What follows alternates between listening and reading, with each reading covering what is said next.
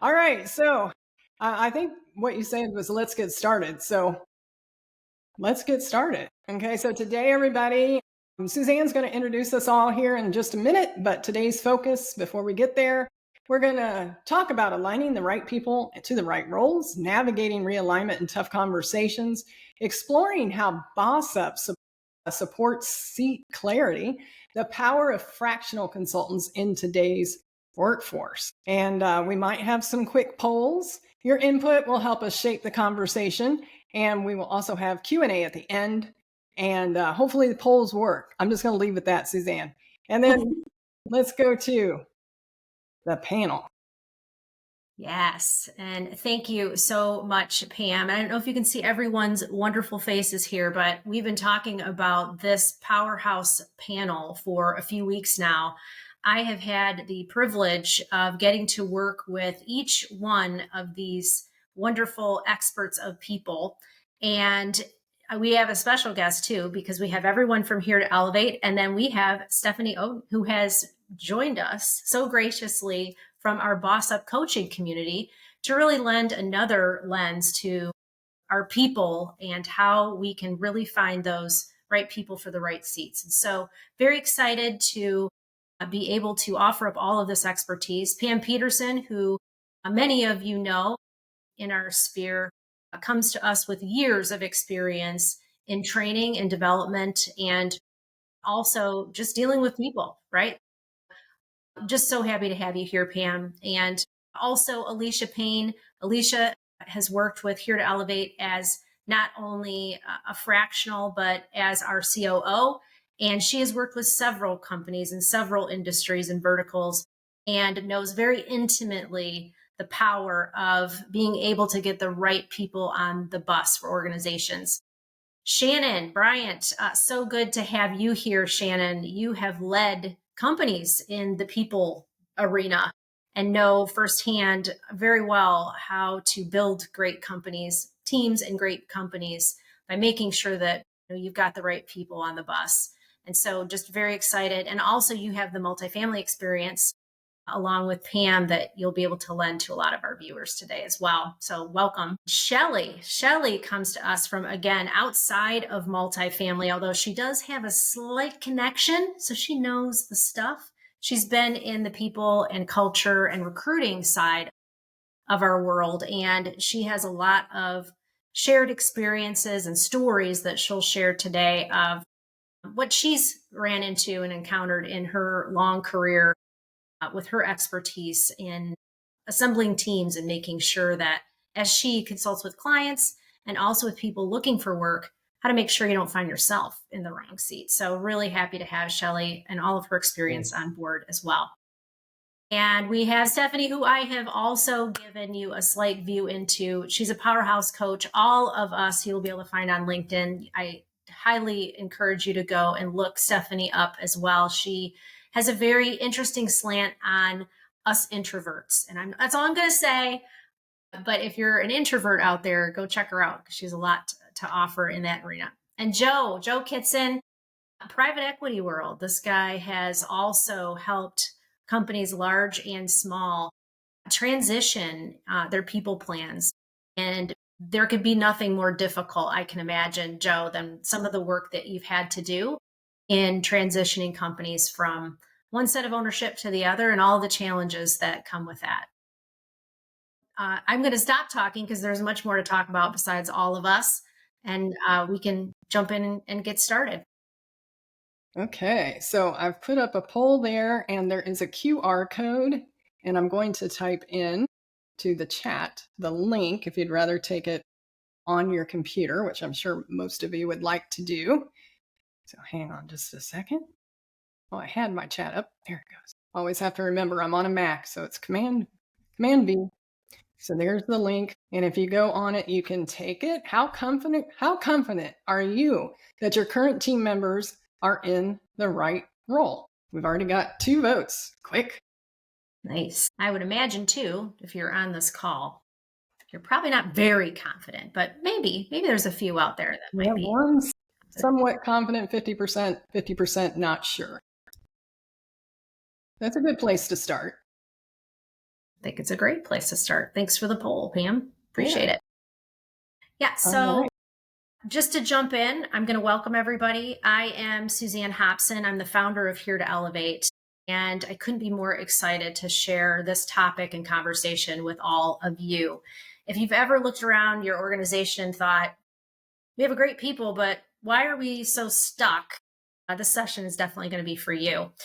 We're going to unpack one of the most overlooked and yet critical elements of organizational success, and that's making sure that your people are not just talented, but that they're in the right seats to begin with.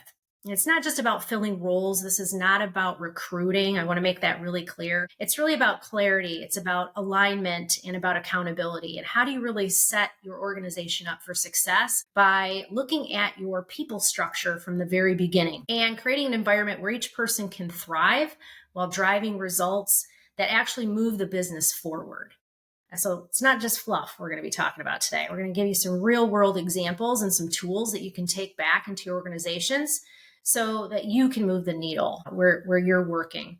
We bring together a panel of leaders that I've already introduced and fractional consultants who have experienced both the successes and the road rash, which is one of my favorite words. And you'll hear, again, those real world stories and the actual strategies that you'll be able to walk away with as we look at specific tools that we use in our everyday world to align teams with precision. And so here's what you can expect to take away with you: a sharper understanding of what the right seat actually looks like. And what are we talking about when we talk about right seat? Signals that tell you when someone's not in the right seat. What does that look like? How do you know before it's too late? Tools to help you make the tough people decisions. These are probably the most difficult decisions we make in our work life because it affects people's lives, right? So what kind of tools can we give you to make that a little bit easier? And then how to look at fractional leadership to fill gaps in your organization. There's a lot of talk about fractional work and what is it? A lot of people misuse the word fractional. We're going to talk a little bit about how that can assist and help. And then, really to help your teams run to their full potential. Why does this even matter? We're going to talk a lot about the why behind that. So let's dive in. Let's elevate how we think about talent, about leadership, and the roles that really shape the future of our organizations. Great. Well, in this role, Suzanne, I am the moderator, so I get to ask the questions. And you know what? First, I'm going to pick on Shannon. She is a wealth of information. Shannon, I hate to pick on you first, but you knew it was a possibility. But that's okay. What traits do you look for to determine if somebody is the right person before they even join your team? Yeah, I mean, that's important too, because we want to make sure we're doing the best we can. It takes a lot to bring someone on to your organization. So, the right person has to match both the culture and the role that they're stepping into. So if we talk about culture fit and how do we do that in the interview process, even starting from the beginning, one good thing you can do is just taking your company values as sort of this filter and doing interview questions through that filter. For example, if your company's one of their values was own it, right? You can ask in the interview, what does ownership look like to you in your work?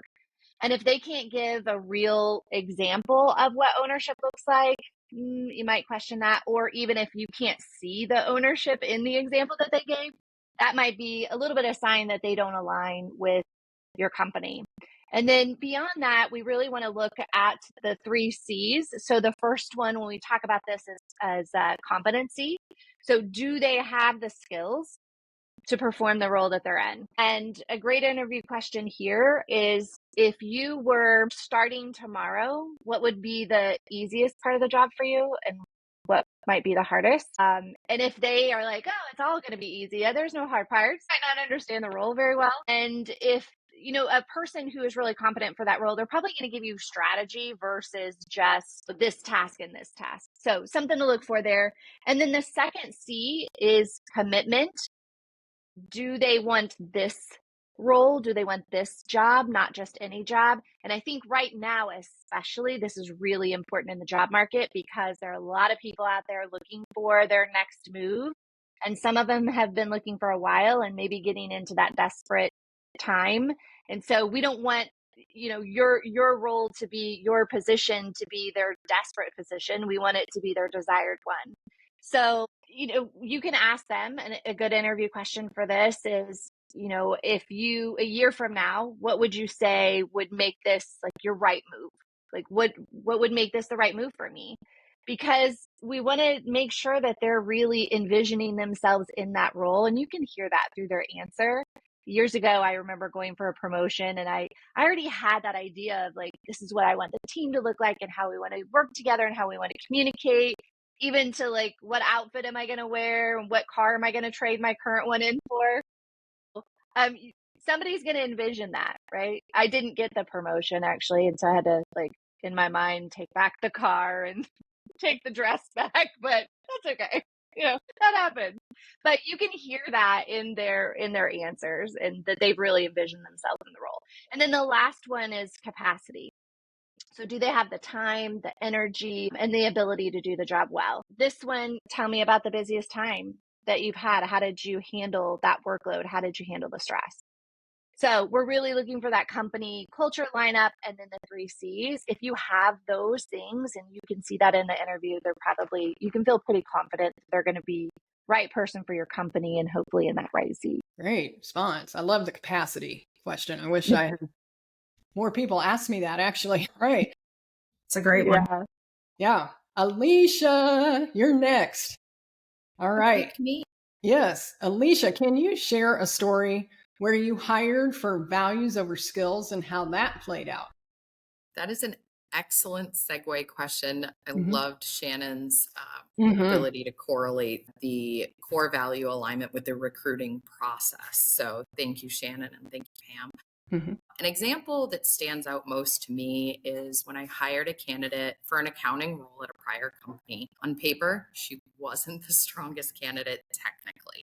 She had some good core accounting skills, but they weren't fully developed yet. But what really stuck with me was her work ethic and her integrity and her strong desire to learn and grow, and how she aligned with our company's core values and culture. Accounting has been a long time career goal for her, and she had taken some really deliberate steps to prepare herself for that path. Even though she didn't have all the technical knowledge yet, her commitment to learning and passion for the profession was crystal clear.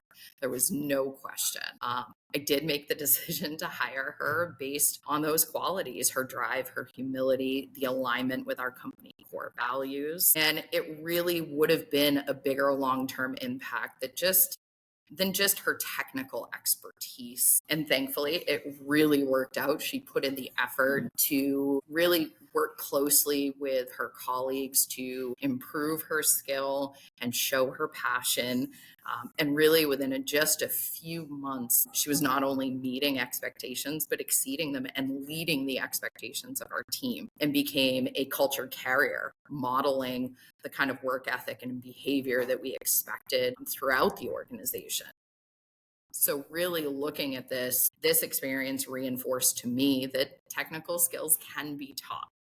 However, values and intrinsic motivation and work ethic and drive can't. But by hiring her values, we didn't just fill an accounting role, which would have been an easy task to just fill an accounting role. We invested in somebody who elevated the company culture and ultimately exceeded the expectations of the entire team. So I couldn't be happier with that decision. And I'm sure there's 100 other examples, both in this group and even in our audience, where we've gone out and taken some risk and really hired on company culture and core value. Excellent information. And I know, when you think about the roles in your company, Alicia, you got the right person in the role, and that's great. But Suzanne, picking on you now. All right. Once you have these people in the roles, there's still going to be changes that's going to happen, right? And there might be pitfalls and things that we have to really process. So can you walk us through how a business operating system reveals blind spots or opportunities when building these new teams? Yeah, I think what business operating systems do is they bring a structure. And the difference between running with a structure and running on instinct may seem obvious, but before discovering business operating systems and structure to doing this, finding the right people in the right seats, we have gone on instinct, a gut feeling about someone, liking someone, them interviewing really well. I say this from experience, right? And so, how do you really take this and the science and some other tools along with it? Because I think, a blended approach to bringing people into your organization is really important. It's not just one thing.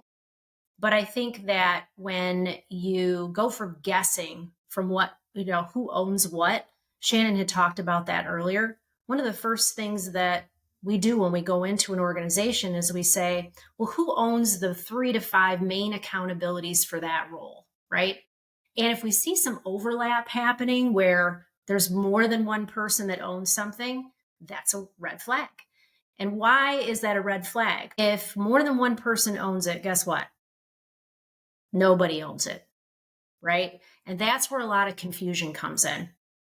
I think when you dive in and you start looking at it by role versus people first, that also lends to being, more outside of the feels that can sometimes happen around people and wanting to develop a seat around a person. A lot of times, if someone's been in an organization for a really long time, we don't want to disrupt the apple cart. They have a lot of value to the organization. So we'll build the role around that person. And what ends up happening is we don't really clearly identify the true accountabilities or the metrics that need to match those accountabilities properly for the organization to be successful.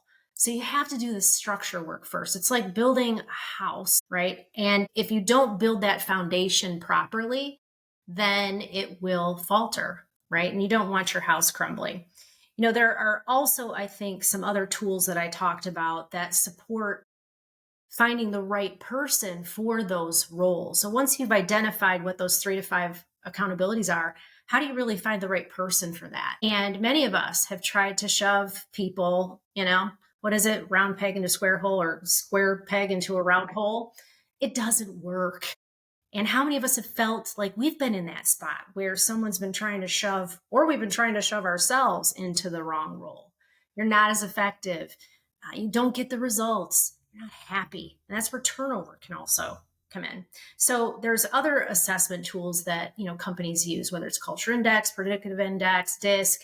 There's all kinds of things that you can use to really help people to discover in themselves, and also for hiring managers to be able to help really identify that there's a match between the role accountabilities and the traits that people bring to the table, so that people are working in their genius zone. That's really what we want them to be doing to be successful. And so, I think that also what I've seen as a red flag is, and this has probably happened to some of you on the call, you look at your team, you look around, and they're all like you.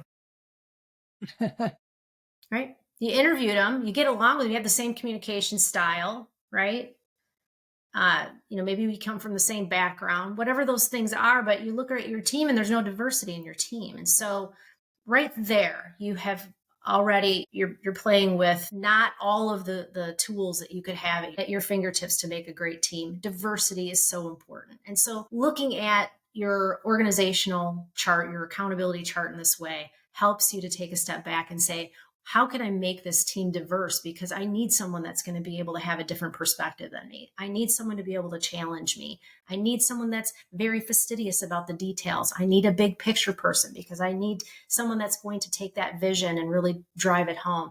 The combination, nobody can be all of those things. Those unicorns, sorry, they don't exist. And there's a lot of pressure on those unicorns that don't exist. The people that we make unicorns.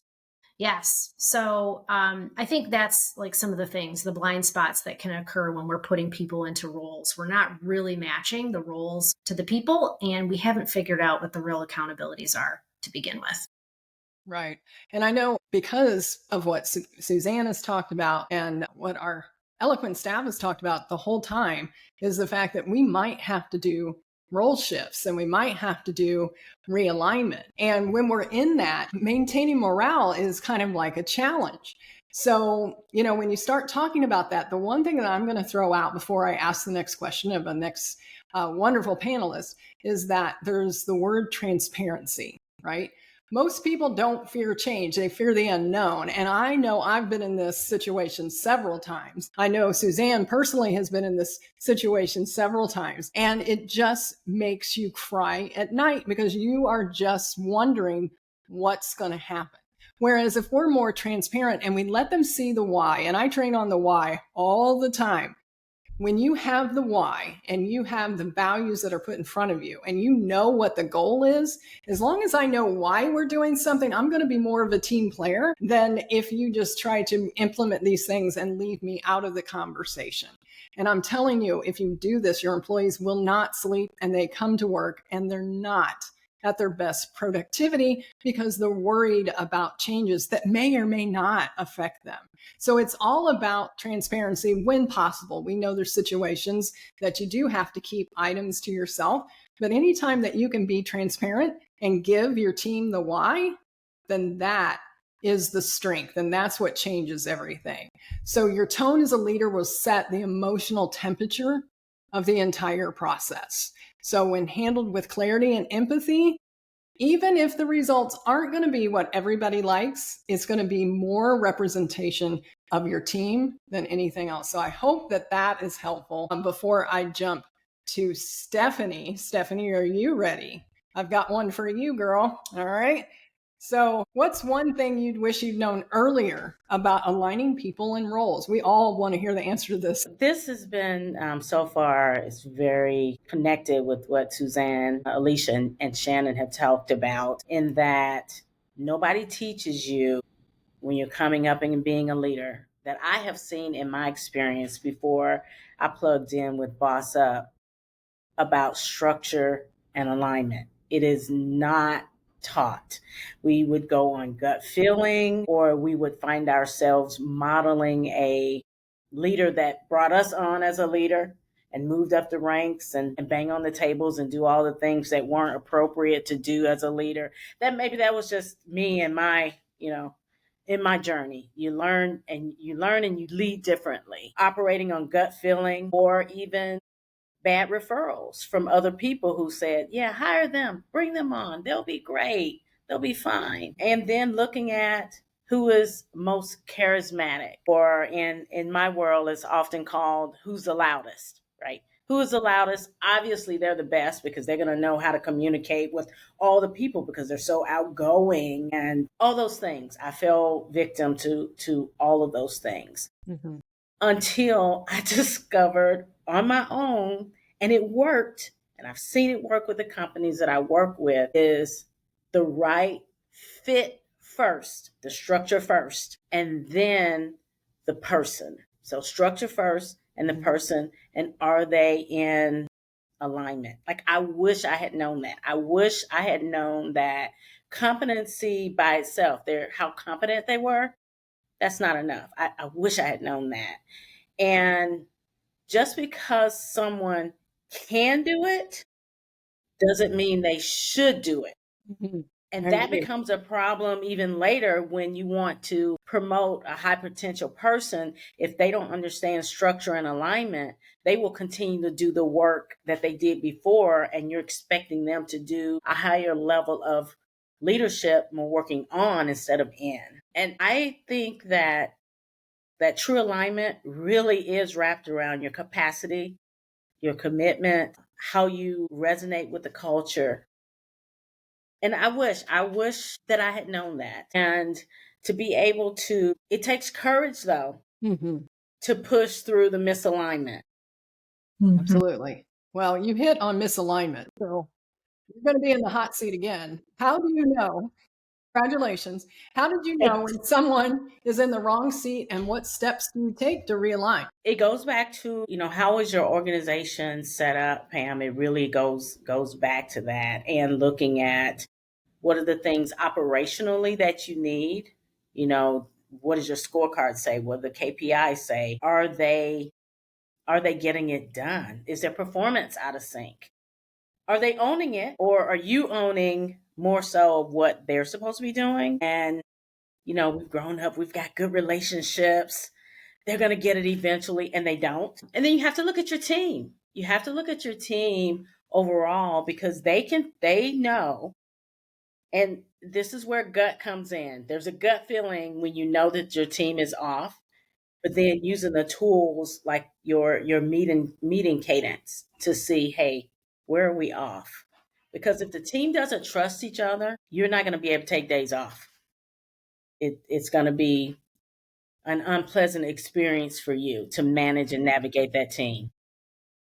I think we can all relate with that. I think anybody that's been a leader can very much relate with that. So, you know what? I think I'm going to bring in a male perspective now because we've been femaling here for a little bit. So, Joe, I'm going to ask you the next question. So, have you ever had to reseat someone within your organization, and what was the outcome? Thank you very much, Pam. Yeah, so working in human capital management, particularly in private equity, reseeding is kind of what we do. A lot of times, the folks who start a business have a completely different skill set than the talent that you need to quickly grow and scale a business. But in reality, almost every business faces this at some point. Sometimes the person is very talented, but they're just not in the right role for their skills, their temperament, or the stage of growth in the business.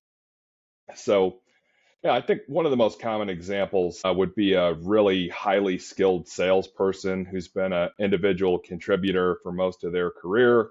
They have top numbers in the business and ultimately get promoted into a leadership role too quickly. Instead of thriving, an example comes to mind where they felt overwhelmed. And ultimately, by moving that person back into a senior sales role, they were able to focus on technical excellence. The company was able to retain institutional knowledge, reduce their stress, and avoid a turnover of that individual. That's really the power of reseeding. You don't have to lose the person, although sometimes that is the outcome. But when you evaluate the rest of the seats available in the organization, sometimes you're able to place them into a better one for their skill set. Final note on that, I mean, when it's done with respect and transparency, it strengthens both performance and retention, both for the individual and the business as a whole. Fantastic. Yeah. Just insight. to add to that, Joe, I'd have to pipe in here because you're absolutely right. You know, when you see someone with, you know, you have that conversation, right? And you have that honestly, and you get them in the right role, they're ecstatic. I mean, finally, they're aligned with their gifts and talents, and to see them flourish and do well is just such a wonderful thing. Oftentimes we just say, oh, they're not the right person. Right. And we don't do the work that's required to find out if that's really true or if it's just a seat issue. So thanks for pointing out and calling it the reseating. I like that. I love it. I like that term. Really like Great that. points. Yes. So this time, Shelley, we're going to have you up to the table. How do you ensure that leaders aren't just placing people in seats based on familiarity or ease? We've all seen it happen. Tough one for you. Well, first of all, there's so many nuggets of what Stephanie and Joe and Suzanne and Shannon have said. Like, I'm just taking notes like crazy, and I hope the audience is as well. The way that one of the biggest things that I see leaders defaulting to is hiring who is familiar. We went to the same school, my husband's cousin, right? And you really have to watch out for that, because not only am I a recruiter, but I coach people who are in these environments where it just does not work. So it's called the halo effect. This person is amazing. They went to the same school. They're from the same area. That does not allow for diversity of thought or inclusivity, which ultimately, as we all know, makes teams stronger. If they fit in, well, how do you know they fit in? And I think what Stephanie was talking about, particularly in having the right structure first, is vital. And then Suzanne was talking about assessments like predictive index or culture index. I've used both. Having those systems really, really do help. But what leaders can do to really look at this is just have some of that self-awareness. Is that halo effect taking place? What gaps are on my team that I need to fill for? And how do I leverage those 4 C's? I heard Stephanie talk about 3, but the 4th one I heard today is courage. Do they have the right culture, capacity, commitment? Do they fit into the company? But then do I have the courage as a leader to allow that inclusivity and allow for this psychologically safe container. So I think some of it is just self-awareness of the hiring leader. And the leader also needs to ask themselves, how will this decision serve not just today, but long term in the next 2 to 3 years? And I love what Alicia talked about is hiring someone who has shown that endurance and that drive and has the capacity to learn. Because in this plug and play market, by that I mean you can find candidates with those 4 areas, but as an organization, you need to be sure that you really know what you're looking for. So, practical ways to counter this: structured decision making, just like we've been talking about. And that's why BOS-UP is so aligned with this. Working with a professional in your HR team who can help partner with you, not hinder you, because sometimes HR people get the blame game, but that partners with you and helps you broaden that lens of how do we bring in that diversity, and then having that shared accountability for making sure that your selection process does allow for multiple voices and kind of pushing your comfort zone. Because at the end of the day, leaders are all about how do you create value, both from a profitability standpoint, process standpoint, but I think probably the reason that most of your audience is here is because there's something going on with their people. Mm-hmm. And if they can really use a different lens, I think that will help a whole lot. I agree. And, you hit on lens. So I'm going to pick on Alicia because she's got a great lens when it comes to BOS-UP. So how has BOS-UP helped you clarify seat expectations, the team accountability, or the individual alignment? Excellent question, Pam. Mm-hmm. BOS-UP has actually been very impactful, not only helping me bring clarity, but also structure to many teams. As Suzanne alluded, I work in a lot of crazy industries, and certainly this has been a game changer. Mm-hmm. One of the biggest shifts has been in defining seat expectations, using methodologies that force you to go beyond just the age-old job description. We've all seen it for decades and decades, and instead really breaking down the actual outcomes, accountabilities, the measures of success for each individual role. And that gives everyone from leadership all the way down to individual contributors a clear picture of what it really means to be successful in their seat. And I think a big piece to note is that right person, right seat in an organization isn't something that you do once. It's not one and done. It is a constant evolving piece of how you function as a business. It's also helped, the BOS-UP side has also helped with accountability. By using BOS-UP frameworks, I've been able to set up consistent rhythms for reviewing commitments, measuring progress, success, having transparent, open, honest conversations when we fall off track. And that goes back to what was said earlier in the conversation is transparency, open, honest, have those tough conversations. Amazing things come out of those tough conversations and can actually lead to larger wins. At an individual level, BOS-UP has been super powerful on the alignment side. It gives each person a chance to connect with their role and their strengths to the broader goals of the business, and really focusing in on how they contribute to the organization in their own special, unique, superpower way. I've seen team members feel more engaged, motivated, because they understand not just what they're doing, but why they're doing it. Why are they responsible? And why does it matter in the grand scheme, big picture of what we're trying to accomplish? So overall, been really thrilled with the successes I've seen out of BOS-UP, giving us tools to build clarity, accountability, alignment in a way that's practical, sustainable, and understandable. It's a very clear structure, not just at the leadership level, but for the team as a whole. Mm-hmm. And it's about creating a culture where people know their seat, they own it fully, and they feel connected to their teams, not just their own. Yeah. So what I really like for you to say is that it's really good, not just for ownership, but for all the way down to the granular level of the team member itself. So I know somebody on this panel has a lot of team experience, regardless if it's 10 or 100 employees, and that's Joe.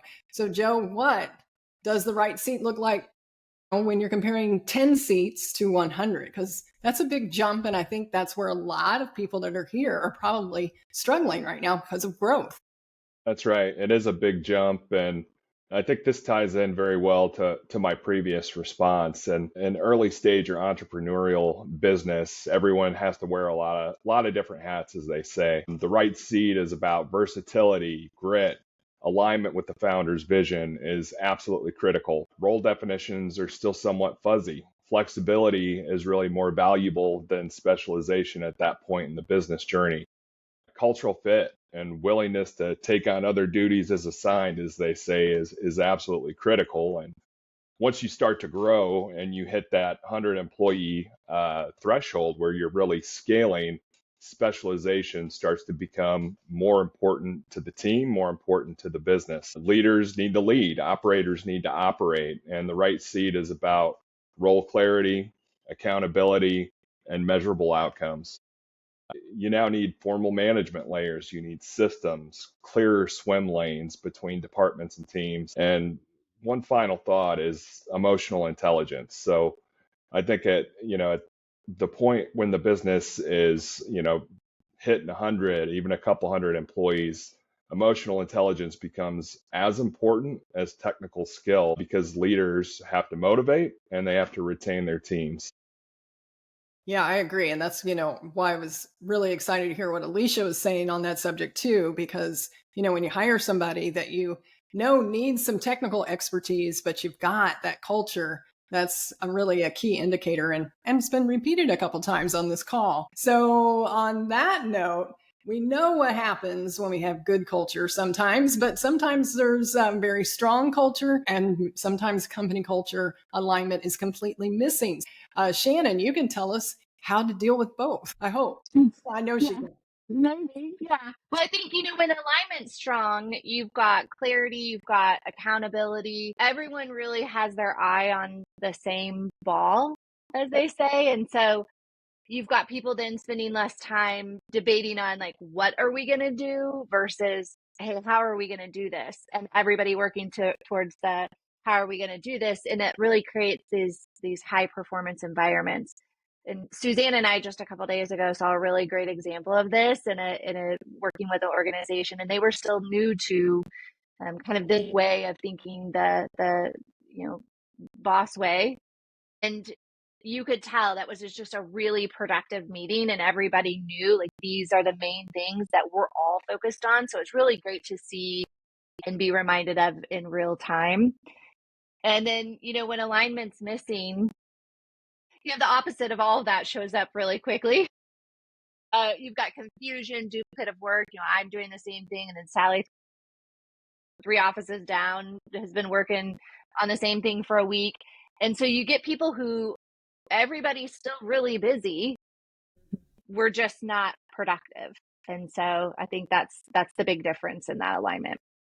I love that answer. We used to have a common items meeting before computers. That's how old some of us are. And that's what we would do, is make sure nobody was duplicating efforts. But now we have really fantastic things. I wish I would have had my hands on this during those days. But Suzanne, how about telling us what your favorite BOS-UP feature or tool is to support everything we've talked about today? Yeah, and in case people aren't tying the two things together, BOS-UP is really the business operating system that we're talking about, supported by 90. That's really the tech platform. But these business operating systems, no matter what you want to call it, my favorite is the accountability chart. And it's really what we've been talking about today. I've had situations where I've gone into organizations and they have said, this is really our issue. Like, this is what we need to get your help on. This is where we need to focus. And ultimately, and very quickly, usually, we go right back to the accountability chart as the first place where all of the alignment needs to happen first before anything else in the organization can actually happen. So even if it starts as a sales problem, or it starts as an ops problem, or you think it might be a training problem, we always have to go back to this accountability chart to be able to make sure that there's alignment and people understand their role in the organization. People are what make it all happen. And if they are not aligned to the culture, to the vision, to the role, to the outcome, it's not going to be successful. And yes, companies can do this without maybe intentionally having an operating system. Although if you do, you can move faster. It's proven. We can talk about that later. But you can do it. It's just not going to be as fun. It's like climbing a mountain and, constantly almost falling off because you don't have the right equipment and the right tools, right? And so you can do it, you can get up the mountain, but how do you want to get up the mountain? And that's really, I think, the beauty of being aware. And, we've been talking about emotional intelligence. It takes a very strong person to look at, as an owner or even as a leader of your team, to look at your accountability chart or your org chart, whatever you want to call it. There's a distinct difference, but to look at your team and say, I might not have the right people on this bus. I've got to revisit this. I've got to let go maybe of some things that I've held on to. It could be a person. It could be a way of looking at how to get to the outcome. It could be the metric by which you're measuring success. So there's a lot of courage, as Shelley said, that has to happen in the mind of the supervisor, the leader of whatever that is, a team or a company, to be able to look at their own organization and say, you know what, this isn't working. And I just want to applaud everybody that's on the call, because most likely they're looking for some answers and some solutions, which takes a lot of courage. It takes courage to say, look, I probably made a hiring mistake. We've all had people hold, their feet in. Even if the results are right there, they'll be like, no, I hired the right person. I know it. And 6 months go by, lack of productivity. Everybody's miserable, including the person you think is the gem. So yeah, the accountability chart. Sorry, that was a really long answer to that question, but you can see I'm very passionate about it. I know she is. So, yeah. I know she is. Well, that is a wrap up of kind of the questions that we've talked about today. And I hope that your next step will include some of these: reevaluate current roles on your team, identify gaps or seats without the right person, consider the power of a fractional expert, or explore BOS-UP to guide your alignment process. So I hope that in some of these that has been very helpful for you. I know I learned, you get on these panels and then you learn more than what you anticipated even seeing. So I think that is awesome. You all had some great things to say. It was a privilege to be on here with you. And I just want you to know that we thank you for joining us. And Suzanne, I'm going to let you wrap out, and I'm going to put a link into the chat of a special little thing that you gave for us. Yes, we want you to walk away with some useful tools, and more to come for everybody that attended. But just again, to echo what Pam said, and thank you, Pam. Great job moderating, by the way. Thank you very, very much for coming to this today. If you've got any questions that you'd like to plug into the chat, please feel free to do so. We'll be hanging out here for a couple more minutes and be happy to answer anything that you've got questions on. But yeah, check us out. You can find us on LinkedIn under Here to Elevate. There's a lot of information about what we've been talking about. And of course, reach out to us individually. We love to talk about this stuff all day long. So feel free to do that. And again, thank you so much for taking your time out. I know there's a lot of competing things going on in our industry and beyond today with great events. So thanks for choosing us. We really appreciate it. Great job, everybody. Thanks for being here.